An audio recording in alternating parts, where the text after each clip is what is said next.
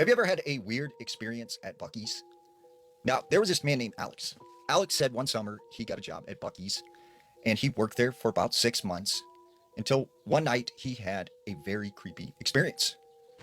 So he said he went in for his normal night shift and he could tell when he got there it was going to be a pretty slow night.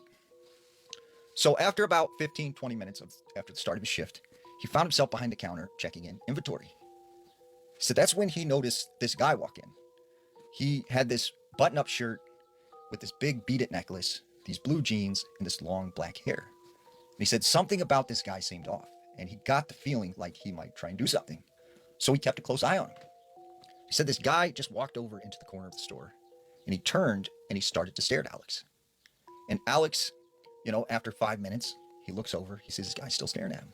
10 minutes, 15 minutes. So for 20 minutes, this guy just sat there staring at him.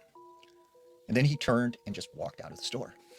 A little bit later after this, he goes and he takes his break. And he said he got a phone call from his friend that he hadn't heard from in years. He said this friend was Native American. He was very spiritual. And so he picks up the phone call. And his friend's like, hey, Alex, this is going to sound really weird, but I had sort of this premonition, this vision. And I feel like I'm supposed to tell you, run away. Just remember that, run away. And Alex is like, okay, I have to get back to work. So he hangs up and he goes back to work. After a couple hours, he finds himself by the front window sweeping. And this big storm had came on. And as he's looking out the window, he sees a flash of lightning. And as it illuminates the parking lot, he sees this wolf, dog-like animal, running right in front of the store. It looked like it had mange. It had this thick brown fur, and it looked in pretty bad shape. He said the lightning flashed again, and he looked back out there, and it was gone.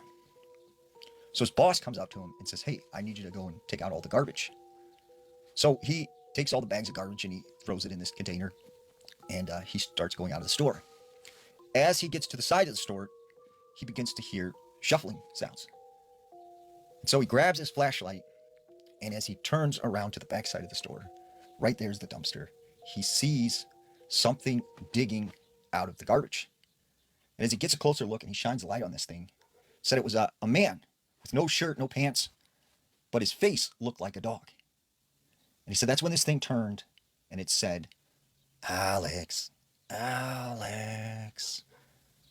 And instantly his jaw dropped. He turned and he remembered what his friend had told him, and he just ran away. And he ran all the way to his car, jumped in, and he left, and he quit that night.